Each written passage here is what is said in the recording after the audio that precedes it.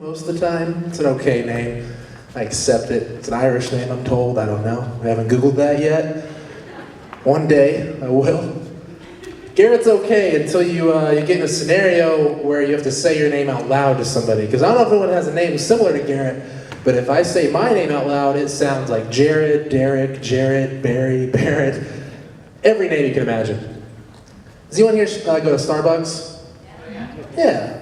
That was actually a test to find out who doesn't shop local. You guys should punish them if you're locals. No, I'm kidding. I go to Starbucks like any other person. And I was there, I ordered an iced caramel macchiato because they are delicious.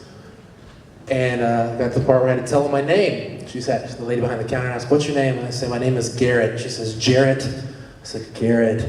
She says, "Gareth?" And I was like, "Oh, so close on that one." I was like, "I'm gonna make this real easy. It's got a G at the beginning, 2 R's in the middle, and 2 T's right at the end." She goes, "Got it." I'm rest assured. I go and wait for my drink, and from the bar I hear, "Gert!" I'm just sitting back, and I'm like, that can't be me. That's not me. And again, "Gert! Gert!" I'm like, there's got to be a Gertrude in here or something, right? Someone's calling themselves Gert. No, I walk up and I say, "Is that a nice caramel macchiato?" And he said, "Yeah, it is." I said, "I guess I'm Gert."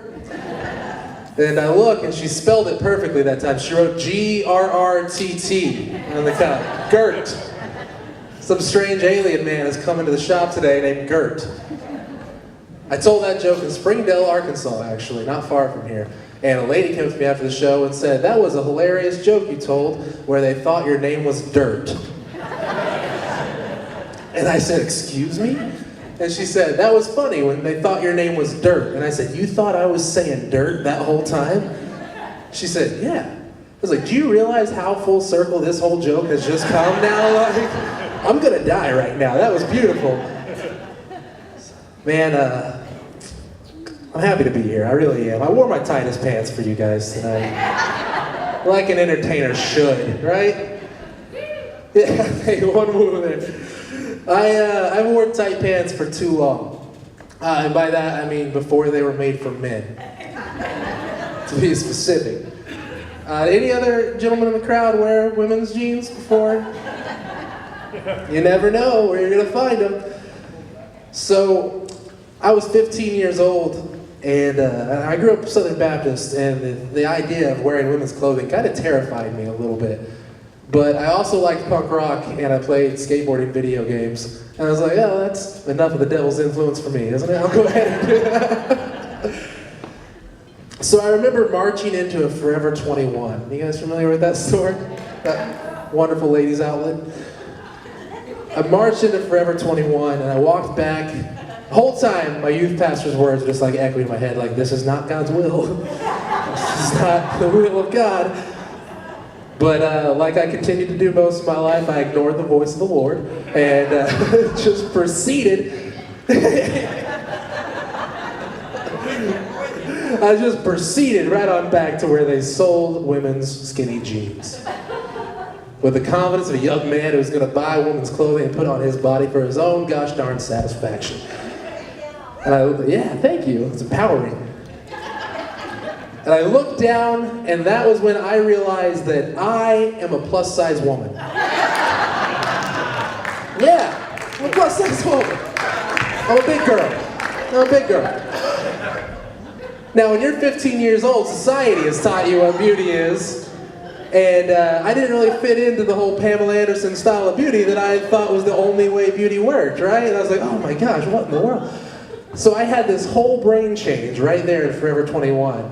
I walked out of there holding a new pair of women's skinny jeans that I was going to put on my body and a new respect for women's bodies. Yeah, I'll be damned if you can show me a pair of boot cuts that can open your mind like that. Come on. Yeah, it's good times. However, a little caveat to that, when you're 15 and you're wearing skinny jeans in a small farm town in Missouri, you're going to be made fun of a lot.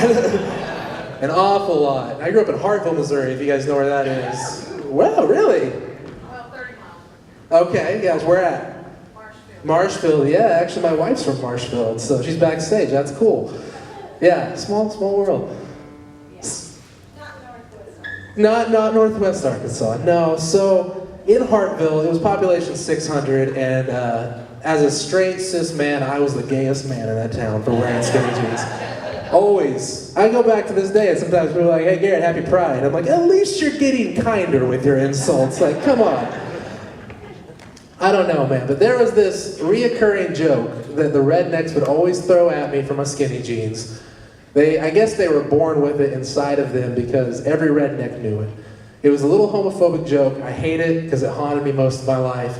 But what they would say was, "I'm so straight that I'm going to get exit only tattooed on my ass cheek." Right? Yeah. Moans are the correct response. Sometimes people clap at that joke, and I'm like, not yet. Not yet. Easy. Because my response when someone says they're so straight they're going to get exit only tattooed on their ass is, if you're hanging a sign back there, you've had some rule breakers. Right? You don't put a wet floor sign on a dry floor just in case. I'd hate for someone to spill a glass. No.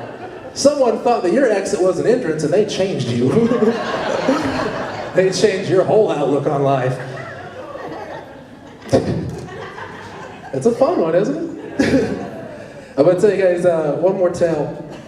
When I was growing up as a young Southern Baptist man, the year was 2004, and visionary film director and co-star of Lethal Weapon, Mel Gibson, has created a movie called The Passion of the Christ. You guys familiar with this movie? Oh yeah, who hasn't watched that movie? In 2004, Jesus was bigger than Jesus. Am I right? It was a hit. Everyone loved that movie. Everyone loved that movie. Maybe people who didn't love Jesus didn't love that movie, but most people loved that movie. Churches all over Missouri decided they were going to get a piece of the whole crucifixion biopic money. I don't think there was any money in it, but you get my point. And they said that we're going to do small production plays at our church.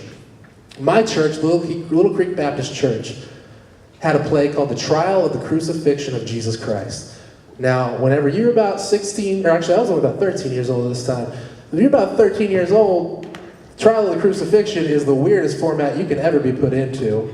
That is an awkward time. Also, it wasn't much of a trial. We did not hear any of the Roman side of the argument at all. It was simply just the side for Jesus, which I get. It was in a church. I get it. But they gave some kids speaking roles, some kids got prop roles. One kid brought a cross, his dad built him. And one kid got to bring hammer and nails. And I was chosen to bring a whip. Right? A whip. Because Jesus was beaten with a whip. And that seems like evidence. So, I did not have a whip. So I go to tell my parents about this, and they decide they're going to order a whip online for me.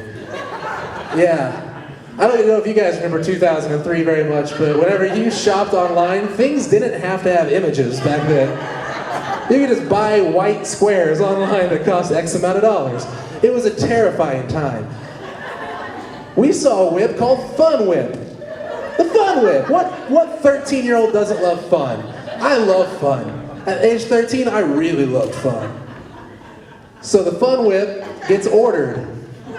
It comes in the mail. 2 weeks though, I have to wait for this thing to come in, and my youth pastor makes me rehearse with a tie, like an amateur. I gotta use a tie. This isn't a whip. I was like, you just wait. You wait and see what I got coming. Day before the play, the whip comes in the mail, and I remember unboxing it with my parents. Yeah. Oh yeah. So I open it, and a traditional Roman whip would have been brown leather with some rocks and glass sewn through the strands for just optimal ass kicking. This whip was not like that. This whip was very much unlike that. This whip was black glossy leather, kind of rubbery, very sleek, very sexy. I had no idea that I was unboxing a sex toy in front of my parents. Not a clue, not one clue. And I realized at that moment that I have the most wholesome, sweet parents in the world because they said, "What a neat whip." Oh, what a neat whip you got, Garrett. Next day, I go to Little Creek Baptist Church, I take the whip with me.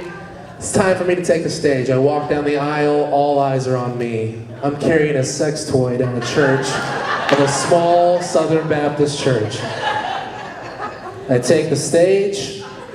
I didn't have a speaking part for 20 minutes in the play. No one watched the play. They watched me the whole time.